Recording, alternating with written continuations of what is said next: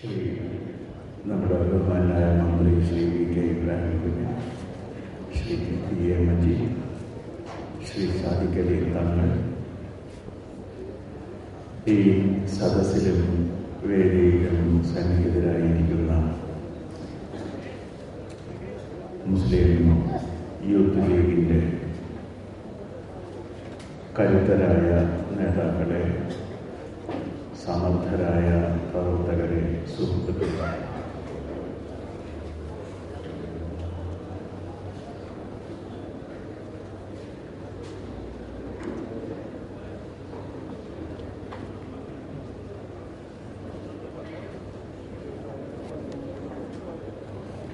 പാണക്കാട് സയ്യിദ് മുഹമ്മദ് അലി ശിഹാബ് തങ്ങളുടെ കർമ്മ സാക്ഷ്യങ്ങൾ അനുസ്മരിക്കുന്ന ഈ സമ്മേളനത്തിൽ പങ്കെടുക്കുന്നതിന് വേണ്ടി എന്നെ ക്ഷണിച്ച ഇതിൻ്റെ ഭാരവാഹികളോട് ഞാൻ ആദ്യമേ നന്ദി പറയുന്നു. ശിഹാബ് തങ്ങളെ കുറിച്ച് ഇവിടെ ഇപ്പോൾ പ്രകാശിപ്പിച്ച സ്മരണികയുടെ പേര് വെളിച്ചത്തിലേക്കുള്ള വഴി എന്നാണ്. ശിഹാബ് തങ്ങളെ അനുസ്മരിക്കുന്ന ഏത് ഒരാളുടെ മനസ്സിൽ ആദ്യം വരുന്ന കാര്യം സൗമ്യം, ദീപ്തം, പ്രസന്നം, സംപ്രാപ്യം. ലക്ഷക്കണക്കിന് ആരാധകരുള്ള ഒരു പൊതു നേതാവ് ആ ലക്ഷക്കണക്കിന് പേർക്കും സംപ്രാപ്യനായിരിക്കുക, തനിക്കുള്ള ആരാധക വൃന്ദത്തിൻ്റെയും അനുചര വൃന്ദത്തിൻ്റെയും വലിയ ശക്തി അഹങ്കാരമായി മാറാതിരിക്കുക, ഇതൊക്കെ നമ്മുടെ പൊതുജീവിതത്തിൽ വളരെ അപൂർവമായി സംഭവിക്കുന്ന കാര്യങ്ങളാണ്. ഈ അപൂർവതയാണ് മുഹമ്മദ് അലി ശിഹാബ് തങ്ങളെക്കുറിച്ച് ഓർക്കുമ്പോഴെല്ലാം നമ്മുടെ മനസ്സിലേക്ക് വരുന്നത്. അദ്ദേഹം ഒരു അതിവാക്കൊരിക്കലും പറഞ്ഞിട്ടില്ല. ഒരു വാക്ക് തങ്ങൾ പറഞ്ഞത് കൂടിപ്പോയി എന്ന് ഒരാൾക്കും പറയേണ്ടി വന്നിട്ടില്ല. പൊതുജീവിതത്തിൽ വിശേഷിച്ചും ഒരു മഹാപ്രസ്ഥാനത്തിൻ്റെ നേതാവായി ഒരാൾ നിൽക്കുമ്പോൾ അണികളുടെ അണ പൊട്ടി ഒഴുകി വരുന്ന വികാരങ്ങൾക്ക് മുന്നിൽ പല നേതാക്കളും പതറിപ്പോകുമ്പോൾ, അണികളുടെ തൃപ്തിക്ക് വേണ്ടി അതിവാക്കുകളും അതിശയോക്തികളും ആവർത്തിച്ച് പറയുമ്പോൾ ഒരു വാക്ക് പോലും അധികമായി പറയാതെ അവരുടെ ആദരവ് പിടിച്ചു പറ്റാൻ കഴിഞ്ഞ ഒരു നേതാവാണ് ശിഹാബ് തങ്ങൾ. അതൊന്നൊരു ചെറിയ കാര്യങ്ങളല്ല. തങ്ങളുമായി അടുത്ത് പരിചയപ്പെടേണ്ടി വരുന്ന ആരിലും ആദരവ് ജനിപ്പിക്കാൻ ആ സാമീപ്യത്തിന് തന്നെ കഴിയുമായിരുന്നു. അതൊരു വലിയ സിദ്ധിയാണ്. ഈശ്വരസിദ്ധി എന്നൊക്കെ പറയാവുന്ന തരത്തിലുള്ളൊരു മഹാസിദ്ധി. ആ സിദ്ധി ഉണ്ടായിരുന്നത് കൊണ്ടുകൂടിയാണ് നമ്മുടെ കേരളം അതിൻ്റെ മതേതരത്വ പാരമ്പര്യം കാത്തു സൂക്ഷിച്ചത് എന്ന് പറയാൻ ഞാൻ ഈ സന്ദർഭം ഉപയോഗിക്കുന്നു. കേരളത്തിനും ഇന്ത്യയ്ക്കും അതിൻ്റേതായൊരു മതേതര പാരമ്പര്യമുണ്ട്. ഈ മതേതരത്വം എന്നുള്ളതിന് ഇവിടെ ഇംഗ്ലീഷിൽ എഴുതി വച്ചിരിക്കുന്നത് സെക്കുലർ എന്നാണ്. ഞാൻ യഥാർത്ഥത്തിൽ കണ്ടത് സെക്കുലർ എന്നാണ്. സെക്കുലർ എന്ന പദം അപകടം പിടിച്ച ഒന്നാണ്.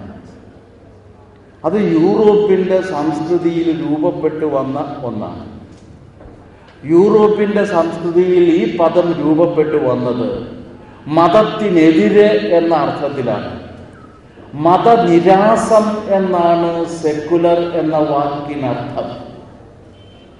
മതത്തെ നിഷേധിക്കുക, മതത്തിൻ്റെ സ്വാധീനത്തിൽ നിന്നും വിമുക്തമായ പൊതുജീവിത മണ്ഡലം രൂപപ്പെടുത്തി എടുക്കുക എന്നതായിരുന്നു അതിൻ്റെ ലക്ഷ്യം.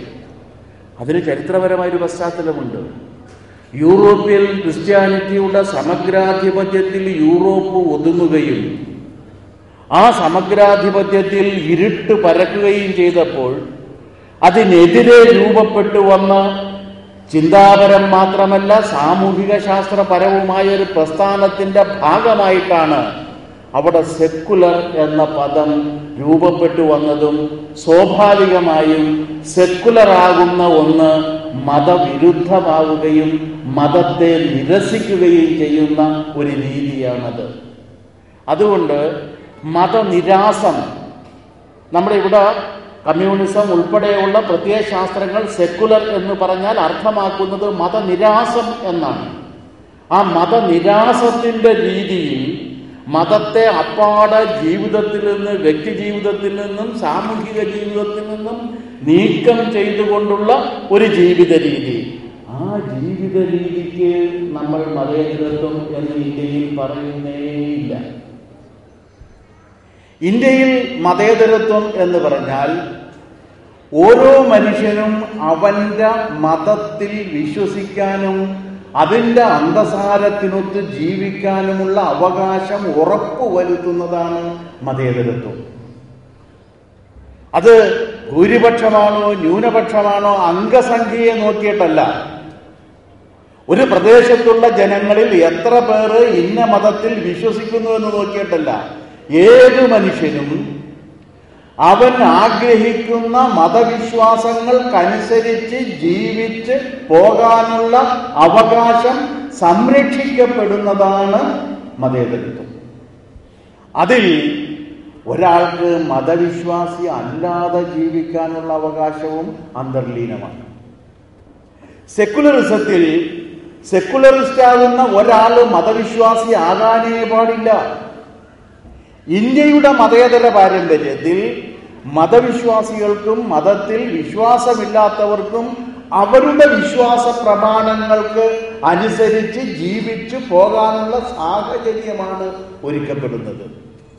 ഇതിനെയാണ് ബഹുസ്വരത എന്ന് പറയുന്നത്. ഓരോ മനുഷ്യനും അവന്റെ ആശയങ്ങൾക്കും ജീവിത രീതികൾക്കും മതവിശ്വാസങ്ങൾക്കും ഒപ്പിച്ച് ജീവിച്ചു പോകാനുള്ള അന്തരീക്ഷം ഒരുക്കുമ്പോൾ വൈവിധ്യങ്ങൾ ഒരുമിച്ച് ചേരുന്ന ഒരവസ്ഥയുണ്ടാകും. ഈ ബഹുസ്വരത, അതായത് മതേതരത്വത്തെ അംഗീകരിച്ചുകൊണ്ട് മാത്രമേ ജനാധിപത്യ സംവിധാനം നിലനിൽക്കൂ. ജനാധിപത്യം 99 പേര് പറയുന്ന ഒരു കാര്യത്തോട് അവശേഷിക്കുന്ന ഒരാൾ അനുസരിക്കാനുള്ള ബാധ്യതയല്ല. ഭൂരിപക്ഷത്തോടും അധികാരത്തോടും വിയോജിക്കാനുള്ള മനുഷ്യാവകാശം സംരക്ഷിക്കപ്പെടുന്നതാണ് ജനാധിപത്യം. ഭൂരിപക്ഷത്തിന്റെ അഭിപ്രായമല്ല. നിങ്ങൾ 99 പേരും ഒരു കാര്യം പറഞ്ഞാൽ ഈ 99 പേരിൽ നിന്ന് വ്യത്യസ്തമായ ഒരു അഭിപ്രായം എനിക്കുണ്ട് എന്ന് പറയാനും അതനുസരിച്ച് ജീവിക്കാനുമുള്ള എൻ്റെ അവകാശം സംരക്ഷിക്കപ്പെടുന്നതാണ് ജനാധിപത്യം. സ്വാഭാവികമായും ഭൂരിപക്ഷ ന്യൂനപക്ഷ ഭേദമില്ലാതെ ഓരോ മനുഷ്യനും അവനവന്റെ ജീവിത സംസ്കാരത്തിനൊത്ത് ജീവിച്ചു പോകാനുള്ള വ്യവസ്ഥ രൂപപ്പെടുത്തിയെടുക്കുന്നതാണ് ജനാധിപത്യം. ജനാധിപത്യം ഒരിക്കലും ഭൂരിപക്ഷത്തിന്റെ സമഗ്രാധിപത്യമല്ല. അതുകൊണ്ടാണ് ജനാധിപത്യത്തിൽ പ്രതിപക്ഷം പങ്കാളികളാണ്. ജനാധിപത്യത്തിൻ്റെ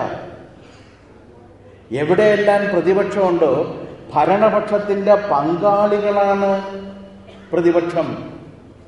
അല്ലാതെ നമ്മൾ തെറ്റിദ്ധരിക്കുന്ന രീതിയിൽ ഭരണപക്ഷത്തെ എന്നും എതിർത്തുകൊണ്ടിരിക്കുക എന്നതല്ല പ്രതിപക്ഷം. ഭരണത്തിൽ അവർ പങ്കാളികളാണ്. ഏതർത്ഥത്തിൽ എന്ന് ചോദിച്ചാൽ വ്യത്യസ്തങ്ങളായ അഭിപ്രായങ്ങൾ ഏകീകരിക്കപ്പെടുന്ന ഒരു ജീവിത രാഷ്ട്രീയ വ്യവസ്ഥ രൂപപ്പെട്ടു വരുന്നതാണ് നമ്മുടെ പാർലമെന്റിലും അസംബ്ലിയിലും. അവിടെ പ്രതിപക്ഷം അതാണ് ക്രിയാത്മകമാവുക എന്ന് പറഞ്ഞാൽ അവർ ഈ ഭരണത്തിന്റെ പങ്കാളികളായി മാറുന്നു. അതുകൊണ്ടാണ് MLA എന്ന് പറഞ്ഞാൽ അത് പ്രതിപക്ഷ MLA ആയാലും ഭരണകക്ഷിയിൽപ്പെട്ട MLA ആയാലും ഒരേ അവകാശങ്ങൾ ലഭിക്കുന്നതിൻ്റെ കാരണമൊക്കെ ഈ ജനാധിപത്യ രീതിയിൽ നിന്ന് രൂപപ്പെട്ടു വന്ന ഒന്നാണ്. ഈ രീതിയിൽ ഉള്ള മതേതര സങ്കല്പമാണ് ഇന്ത്യയിൽ നിലനിൽക്കുന്നതും ഉള്ളത്. ഇന്ത്യൻ ജനത മതവിശ്വാസത്തിൽ അധിഷ്ഠിതമായി ജീവിക്കുന്ന ഒരു ജനതയാണ്. ഇവിടെ നമ്മൾ ഒരു കാര്യം തിരിച്ചറിയേണ്ടതുണ്ട്. മതവും വർഗീയതയും. മതത്തോടൊപ്പം വർഗീയത എന്നുള്ളതല്ല. മതമില്ലാതെ വരുന്നാൽ വർഗീയത ഉണ്ടാകും എന്നതാണ് ശരി. വർഗീയത മതത്തോടൊപ്പം രൂപപ്പെട്ടു വരുന്നു എന്ന് പറയുന്നത് ശരിയാണ് എന്ന് കരുതാത്ത ഒരാളാണ് ഞാൻ. മതത്തിന്റെ സാരാംശം ഉൾക്കൊള്ളാതെ മതവിശ്വാസിയായി ആര് ചമഞ്ഞാലും അവൻ ചെന്നു നിൽക്കാൻ പോകുന്നത് വർഗീയതയിലായിരിക്കും. അതിന് മതവ്യത്യാസമൊന്നുമില്ല. മതത്തിന്റെ സാരാംശമുണ്ട്. ആ സാരാംശത്തെ ഉൾക്കൊണ്ടുകൊണ്ട് ജീവിക്കുക എന്നുള്ളതാണ്.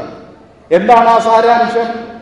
മതത്തിന്റെ സാരാംശമാണ് നമ്മുടെ ജനാധിപത്യത്തിന്റെ അടിത്തറ. തുല്യത എന്ന സങ്കല്പം എങ്ങനെ രൂപപ്പെട്ടു വരുന്നു? നമ്മൾ ഈ കാണുന്ന രീതിയിൽ നോക്കിയാൽ വല്ല തുല്യതയുണ്ടോ? ആകൃതിയില്, പ്രകൃതിയില്, ജീവിത രീതികളിൽ, വിശ്വാസങ്ങളിലൊക്കെ വൈവിധ്യമില്ലേ? പിന്നെ ഈ തുല്യത എന്ന് പറഞ്ഞാൽ എങ്ങനെയാണ് വരിക? തുല്യതയ്ക്ക് നാം പറയുന്ന കാര്യം വൈവിധ്യങ്ങൾ വൈവിധ്യങ്ങളായി നിലനിൽക്കാനുള്ള അവസരം കൊടുക്കുന്നതാണ് ഇക്വാലിറ്റി. ഇക്വാലിറ്റി എന്ന് പറഞ്ഞാൽ എല്ലാവരും അമിതാഭ് ബച്ചന്റെ പൊക്കത്തിലെത്തുക എന്നുള്ളതല്ല.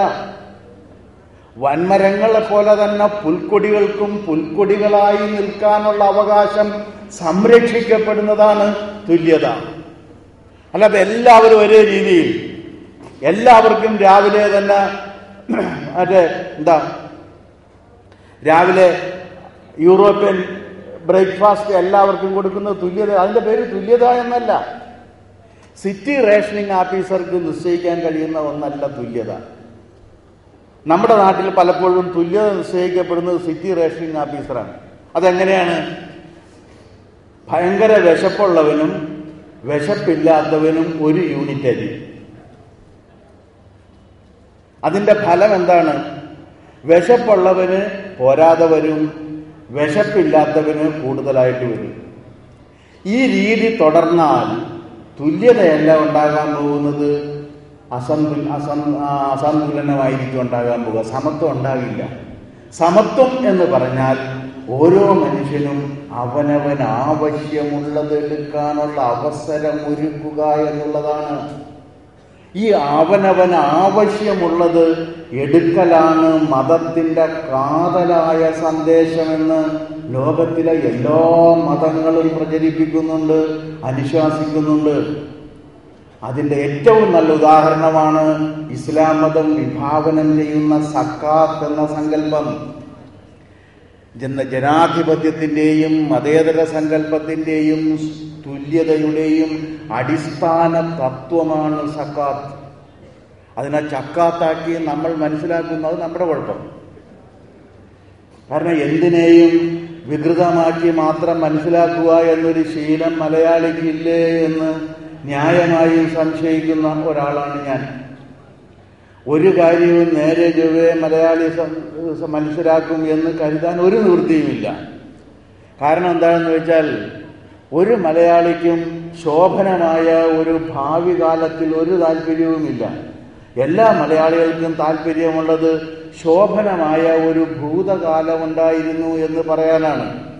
അതുകൊണ്ടാണ് ഉപ്പാപ്പക്ക് ആന ഉണ്ടായിരുന്നു എന്ന് കൊച്ചുതാച്ചുമ്മ പറഞ്ഞുകൊണ്ടേയിരുന്നത്.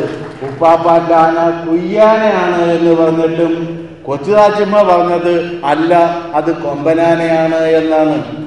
ഉദാഹരണത്തിന് 2 പേരോട് നിങ്ങൾ ചോദിച്ചു നോക്ക്, എങ്ങനെയുണ്ട് നമ്മുടെ പ്രസിഡന്റും സെക്രട്ടറിയും എന്ന് ചോദിച്ചു കഴിഞ്ഞാൽ, ഇപ്പൊ ഞാൻ ചോദിക്കുന്നു എങ്ങനെയുണ്ട് പ്രസിഡന്റ് സാദിഖ് അലി, സെക്രട്ടറി സാദിഖ് അലി മഹാമിടുക്കൻ, വളരെ ഗംഭീരനാണ്. പക്ഷേ എന്താ പക്ഷേ ഞങ്ങളുടെ തറവാടുമായിട്ട് നോക്കുമ്പോൾ ഒരിത്തിരി താഴെയാണെന്ന് പറയാത്ത ഏതെങ്കിലും ഒരു മലയാളിയെ കാണാൻ പറ്റുക? ഏതെങ്കിലും ഒരു മലയാളി എന്താ? എല്ലാം കഴിഞ്ഞാൽ പറയുന്നതാണ്. ഞങ്ങളുടെ ഈ തറവാടിത്ത ഘോഷണത്തിലുള്ള മലയാളിയെ ഇത്ര ഗംഭീരമായി മനസ്സിലാക്കിയത് മലയാളത്തിന്റെ എക്കാലത്തെയും ഏക കഥാകാരൻ എന്ന് ഞാൻ വിശ്വസിക്കുന്ന വൈക്കം മുഹമ്മദ് ബഷീറാണ്. രണ്ടാമത് മലയാളിക്ക് ഒരു ശീലമുണ്ട്, പൊങ്ങച്ചം. എന്ത് പറഞ്ഞാലും എന്തു പറയും? അത് നമ്മളാണ് എന്ന് പറയും. എട്ടുകാലി മമ്മുഞ്ഞും കൊച്ചുതാച്ചുമ്മയും ഒരുമിച്ച് ചേർന്ന് സൃഷ്ടിച്ചെടുത്തിരിക്കുന്നതാണ് മലയാളിയുടെ മൈൻഡ് സെറ്റ്. തീരുന്നില്ല. എന്ത് പറഞ്ഞാലും എതിർക്കാതെ ഏതെങ്കിലും ഒരു മലയാളി ഒരു കാര്യം അംഗീകരിക്കുക. എന്ത് പറഞ്ഞാലും എതിർക്കും. എതിർപ്പ് മലയാളിയുടെ ശീലമാണ്. ചാത്തഞ്ചേരി മനക്കൽ നമ്പൂരിപ്പാടിനെ ബഷീർ അവതരിപ്പിക്കുന്നുണ്ട്. സ്ഥലത്തെ പ്രധാന എതിരനാണ്. ഇപ്പൊ ഞാൻ പറയുന്നത് 12:30 ആകാൻ പോകുന്നല്ലേ എന്ന് പറഞ്ഞാൽ പറയും ഓ. തിരുമേനി പറയും ഓ, ഒന്നാകാൻ അരമണിക്കൂർ കൂടി ഉണ്ട് എന്നല്ലേ. എന്നാലും 12:30 എന്ന് അംഗീകരിക്കില്ല. നിങ്ങൾ എടുത്തു നോക്കും ഓരോന്നോരോന്ന്. ഈ തിരുവനന്തപുരത്ത് കോട്ടയത്ത് നിന്ന് എറണാകുളത്തേക്ക് 1949 റെയിൽപാത പണിയുന്ന അന്നാണ്.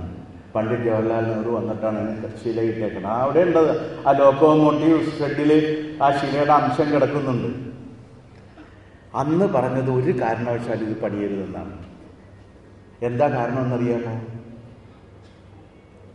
തിരുവിതാംകൂറിൽ നിന്നുള്ള ലോഹമണൽ തീവണ്ടി മാർഗം കൊച്ചിയിൽ കൊണ്ടുവന്ന് അമേരിക്കയിലേക്ക് കയറ്റി അയച്ച് ആറ്റം ബോംബ് ഉണ്ടാക്കി തൊഴിലാളി വർഗ രാഷ്ട്രങ്ങളെ മുഴുവൻ നശിപ്പിക്കുന്നതിനുള്ള ഗൂഢപദ്ധതിയുടെ ഭാഗമായിട്ടാണ് എന്ത് കോട്ടയത്ത് നിന്ന് എറണാകുളത്തേക്ക് റെയിൽപാത പണിയുന്നതെന്ന്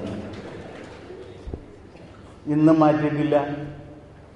എക്സ്പ്രസ് ഹൈവേ വരാൻ പോയപ്പോൾ എന്ത് പറഞ്ഞ്? എക്സ്പ്രസ് ഹൈവേ ശരിയോ തെറ്റോ, ദാറ്റ്സ് എ ഡിഫറെന്റ് തിങ് പറഞ്ഞ് മുറിഞ്ഞു പോകുമെന്ന് പറഞ്ഞു. ഏത് റോഡ് വന്നാലും മുറിഞ്ഞു പോകില്ലേ? ഏത് റോഡ് വന്നാലും റോഡിന്റെ അപ്പുറത്തും ഇപ്പുറത്തും ആയി പോകില്ലേ? ഞാൻ എക്സ്പ്രസ് ഹൈവേക്ക് വേണ്ടി പറയുന്ന ഒരാളെ, എനിക്കറിയില്ല അതിനെക്കുറിച്ച്, അതിൻ്റെ സാങ്കേതികത്വം അറിയാത്ത ഒരാൾ ഞാൻ അതിനെക്കുറിച്ച് പറയുന്നത് ശരിയല്ല. കാരണം നമ്മുടെ നാട്ടിൽ മാത്രമാണ് ഏത് വിഷയമുണ്ടെങ്കിലും പ്രതികരിക്കുന്ന ഒരൊറ്റ കക്ഷികളാണ്. എക്സ്പ്രസ് ഹൈവേ ആയാലും ആറ്റം ബോംബായാലും പൂർവേഷ്യൻ രാജ്യങ്ങളിലെ സാമ്പത്തിക പ്രതിസന്ധി ആയാലും ഡീവാലുവേഷൻ ആയാലും സരിതയായാലും എന്തായാലും പ്രതികരിക്കുന്നവർ ഒറ്റ കക്ഷികളാണ്. ഒറ്റ സെറ്റാണ് പ്രതികരണം. അതല്ല ഞാൻ പറഞ്ഞു വരുന്നത്, ഈ എതിർപ്പിന്റെ കാര്യമാണ്. അതല്ല ഇതിനകത്ത്. അങ്ങനെ എന്തിനേയും വഷളാക്കിയെടുക്കണം. എന്താണ് സക്കാത്ത്? അതിന്റെ തത്വം എന്താണ്? ഈ ലോകം മുഴുവൻ ഈശ്വര സൃഷ്ടം. മനുഷ്യൻ ലോകത്തിന്റെ അധികാരി അല്ല എന്ന് പ്രഖ്യാപിക്കുന്ന വിശുദ്ധ മതമാണ് ഇസ്ലാം. മറക്കരുത്. ഇതിന്റെ ട്രസ്റ്റി മാത്രമാണ്. ഗാന്ധിജി ട്രസ്റ്റിഷിപ്പ് വികസിപ്പിച്ചെടുക്കുന്ന ഈ സങ്കല്പത്തിൽ നിന്നാണ്. സൂക്ഷിപ്പുകാരനാണ്. ഒരു പ്രസിദ്ധമായ അറബി കഥയുണ്ട്. യജമാനൻ അയാൾ എങ്ങനെയാണ് സൂക്ഷിപ്പുകാരൻ ആരാണ് എന്ന് വിശദമാക്കുന്നതാണ്. മാവിൻ്റെ തോട്ടം മുഴുവൻ പാലിക്കാൻ വേണ്ടിയിട്ട് സൂക്ഷിക്കാൻ വേണ്ടി ഒരു അറബിയെ ഏൽപ്പിച്ചു. കുറേ കഴിഞ്ഞ് യജമാനൻ വന്നിട്ട് പറഞ്ഞ് മാങ്ങ, അയാളുടെ അദ്ദേഹത്തിൻ്റെ അതിഥികളുണ്ട്, കുറച്ച് മാങ്ങ എടുത്ത് ചെത്തിപ്പൊളി തരാനുണ്ട്. അപ്പോൾ ഇവൻ മാങ്ങ എടുത്ത് ചെത്തിപ്പൊളി കൊടുത്തപ്പോൾ എല്ലാത്തിനും പുളി. അപ്പൊ ചോദിച്ചു, ഇതെന്താ ഈ പുളിയുള്ളത് തന്നത് എന്ന് ചോദിച്ചു. അപ്പൊ ഇയാൾ പറഞ്ഞു, അങ്ങ് എന്നെ ഇത് സൂക്ഷിക്കാനാണ് ഏൽപ്പിച്ചത്, ഇത് രുചിച്ചു നോക്കാൻ പറഞ്ഞിരുന്നില്ല, അതുകൊണ്ട് ഞാനത് രുചിച്ചു നോക്കിയില്ല. ഇത് സൂക്ഷിക്കാൻ ഏൽപ്പിച്ചിരിക്കുന്ന കാര്യമാണ്. ട്രസ്റ്റ്. ഈ ലോകം മുഴുവൻ ഈശ്വര സൃഷ്ടമാണെങ്കിൽ ഞാനും എൻ്റെ കഴിവുകളും ദൈവസൃഷ്ടമാണ്. എന്റെ കൈകൊണ്ട് ഞാൻ നേടുന്നതിൻ്റെ പോലും പൂർണ്ണ അധികാരം എനിക്കില്ല. പലരും അങ്ങനെയാണ് ധരിച്ചിട്ടുള്ളത്. ഇത് പട്ടിക എയിൽ പറയുന്നത് കുടുംബസ്വത്ത്, പട്ടിക ബിയിൽ പറയുന്നത് ഞാൻ എൻ്റെ കഴിവുകൊണ്ടുണ്ടാക്കിയത്. പട്ടിക എയിൽ പറയുന്നത് നിനക്കൊക്കെ പങ്കുവെച്ചു തരും. പട്ടിക ബിയിൽ പറയുന്നത് ഇന്ന് ഒരു ചില്ല് കിട്ടണം എന്നുണ്ടെങ്കിൽ ഞാൻ പറയുന്നത് അനുസരിക്കണം. എല്ലാ യുവ വിപ്ലവകാരികളും അപ്പൊ അനുസരണശീലരായി മാറും. ഇല്ലെങ്കിൽ ഞാനിത് അനാഥാലയത്തിന് കൊടുക്കുമെന്ന് പറഞ്ഞാൽ പിന്നെ തീർന്ന്. പിന്നെ എല്ലാവരും പെട്ടെന്ന് അനുസരണശീലരാകും. പറ്റില്ല. പട്ടിക ബിയിൽ എൻ്റെ കൈകൊണ്ട് എൻ്റെ കഴിവുകൊണ്ട് ഞാൻ ഉണ്ടാക്കി എന്ന് അവകാശപ്പെടുന്ന കാര്യത്തിനും ഞാനില്ല. ദൈവം തന്ന കഴിവിന്റെ ഫലമായി കിട്ടിയതിന് പങ്കുവെക്കുക. അങ്ങനെ പങ്കുവെക്കേണ്ടി വരുമ്പോൾ നിനക്ക് എത്ര എടുക്കാം? ദൈവനാമത്തിൽ ഭക്ഷിക്കുക. അതാണ് വിസ്മയൊല്ലി ഭക്ഷിക്കണം എന്ന് പറയുന്നത്. ദൈവനാമത്തിൽ ഭക്ഷിക്കുമ്പോൾ ആർത്തി തീർക്കാൻ പാടില്ല, വിശപ്പടക്കാനേ പാടുള്ളൂ. എടുക്കാവുന്നതിൻ്റെ മിതമായിട്ടുള്ളത് എടുക്കുകയും ബാക്കി സഹജീവികളുമായി പങ്കുവെക്കുകയും ചെയ്യുന്നതാണ് തുല്യത. ഇതാണ് ജനാധിപത്യം. അപ്പൊ ആ ജനാധിപത്യ മൂല്യങ്ങൾ ഉൾക്കൊള്ളുന്നത് മനുഷ്യൻ മതത്തിന്റെ സാരാംശം ഉൾക്കൊണ്ടിട്ടാണ്. ദൈവം സഹായിച്ച് ഒരൊറ്റ വർഗീയവാദിക്കും മതത്തിന്റെ സാരാംശം ഉൾക്കൊള്ളാൻ കഴിയില്ല. അതുകൊണ്ട് മതത്തിന്റെ സാരാംശം ഉൾക്കൊള്ളാതെ മതനിഷേധികളായി തീരുന്നവരാണ് വർഗീയവാദികളായി തീരുന്നത്. അത് മതത്തിന്റെ കൂടെ വളരുന്ന ഒന്നല്ല, മതത്തിൽ നിന്നും വിട്ടുപോകുന്നവർ ഉണ്ടാക്കിയെടുക്കുന്ന ഒന്നാണ് എന്നാണ് എൻ്റെ പക്ഷം.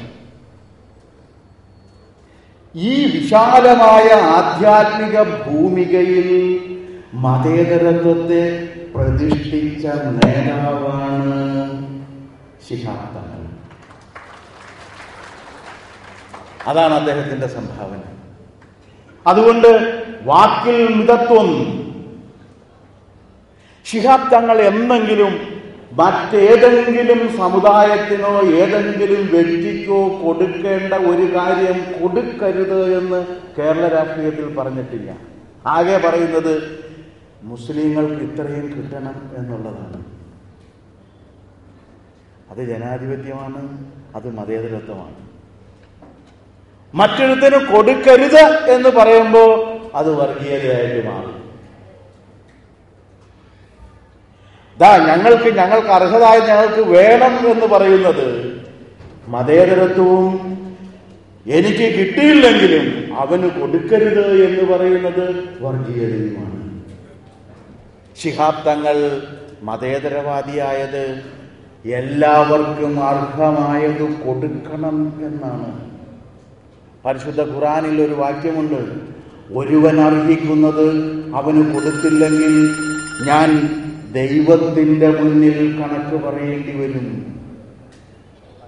ആ ദൈവത്തിന്റെ മുന്നിൽ കണക്ക് പറയുമ്പോൾ താൻ മതേതരവാദിയും ജനാധിപത്യ വിശ്വാസിയുമായിരുന്നു എന്ന് ഉറപ്പിച്ച് പറയാൻ കഴിയുന്ന നേതാവാണ് ശിഹാബ് തങ്ങൾ. ആ തങ്ങളാണ് കേരളത്തിലെ മുസ്ലിം സമുദായത്തെ ജനാധിപത്യത്തിന്റെ മുഖ്യധാരയിലേക്ക് വിളക്കി ചേർത്ത് നിർത്തിയ ശക്തി. അതിനുവേണ്ടി റിസ്ക് എടുത്തിട്ടുണ്ട്. ഇവിടെ പലരും പരാമർശിച്ച അയോധ്യ, ബാബറി മസ്ജിദ്.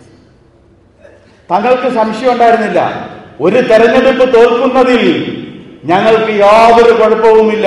പക്ഷേ ഈ രാജ്യത്തിന്റെ മതേതര സംസ്കാരം സംരക്ഷിക്കപ്പെടുന്നതാണ് ഒരു തെരഞ്ഞെടുപ്പ് ജയിക്കുന്നതിനേക്കാൾ മഹത്വം എന്ന് പറയാൻ ആത്മധൈര്യം ഉണ്ടായിരുന്ന നേതാവാണ് ശിഹാബ് തങ്ങൾ. എത്ര പേർക്കത് കഴിയും? ശരിയാണ്, ഒരു തെരഞ്ഞെടുപ്പ് തോറ്റു. പല തോക്കില്ല എന്ന് കരുതിയിരുന്ന പല നേതാക്കന്മാരും ആ തെരഞ്ഞെടുപ്പിൽ അടിപതറി. പക്ഷെ അവിടെയാണ് ഒരു നേതാവിന്റെ ആർജവം. ഈ മഹത്തായ രാജ്യത്തിന്റെ ജനാധിപത്യ പാരമ്പര്യം സംരക്ഷിക്കുന്നതിന് വേണ്ടി ത്യാഗം സഹിക്കേണ്ടി വരുമ്പോൾ അതിനും തയ്യാറാകുക എന്നുള്ളതാണ് ശിഹാബ് തങ്ങളുടെ പാരമ്പര്യം. ഞാൻ ദീർഘിപ്പിക്കുന്നില്ല, ഒട്ടനവധി വരെ പ്രസംഗിക്കാനിരിക്കുന്നു. എനിക്കിങ്ങനെ ഒന്ന് പറയാൻ കഴിയും, പക്ഷേ ചുമ വരുന്നുണ്ട്. ദൈവം അങ്ങനെയൊക്കെയാണ് നിങ്ങളെ സഹായിക്കുന്നത്. എവിടെയും ദൈവത്തിൻ്റെ ഒരു ഇടപെടലുണ്ടെന്ന് എനിക്ക് തോന്നുന്നു. കാരണം പ്രഭാഷകന് ചുമ വരുമ്പോൾ ദൈവം ഇടപെടുന്നതാണ്. മതി മതി, നീ കുറേ നേരം ആയല്ലോ ഇത് തുടങ്ങിയിട്ട് നിർത്തുക എന്ന് പറയുന്നതാണ് ഞാൻ സൂചിപ്പിക്കുന്നത്. ഈ ആർജവം തങ്ങൾക്കുണ്ടായി. ആ ആർജവം ഇസ്ലാമിക പാരമ്പര്യത്തിൽ നിന്ന് ആ മതത്തിൻ്റെ സാരാംശം ഉൾക്കൊണ്ട് ജീവിച്ചിരുന്നത് കൊണ്ടാണ്. അതുകൊണ്ടാണ് ലക്ഷക്കണക്കിന് മനുഷ്യർ അദ്ദേഹത്തിൻ്റെ അടുത്ത് സാന്ത്വനം തേടി ചെയ്തിരുന്നത്. അദ്ദേഹം അവരെ സമാശ്വസിപ്പിച്ചു, അവരുടെ പ്രശ്നങ്ങൾക്ക് പരിഹാരം ഉണ്ടാക്കി. ഒട്ടനവധി പേർ കൊലപാതകം നടത്താതെ സമാധാനപരമായി ജീവിച്ചു. ഇതൊക്കെ വലിയ നേട്ടമല്ലേ? ഇന്ന് കേരള രാഷ്ട്രീയത്തിൽ ഞാൻ ആരെയും പേരെടുത്ത് പറയുന്നില്ല, പലരും സംസാരിച്ചു തുടങ്ങിക്കഴിഞ്ഞാൽ എന്താണ് സംഭവിക്കുക എന്ന് ആർക്കും അറിയാത്ത കാലത്ത് ഓരോ വാക്കും വിവേകത്തോടു കൂടി പറഞ്ഞുകൊണ്ട് ഈ രാജ്യത്തിൻ്റെ മഹത്തായ സാംസ്കാരിക പാരമ്പര്യം, മതനിരപേക്ഷ പാരമ്പര്യം, മതേതര സെക്കുലർ അല്ല, മതനിരപേക്ഷ പാരമ്പര്യം ഉറപ്പിച്ചു നിർത്തിയ ആ മഹാമനുഷ്യന്റെ മുന്നിൽ നിങ്ങളോടൊപ്പം ഞാനും ആദരാഞ്ജലികൾ അർപ്പിക്കുന്നു. നന്ദി, നമസ്കാരം.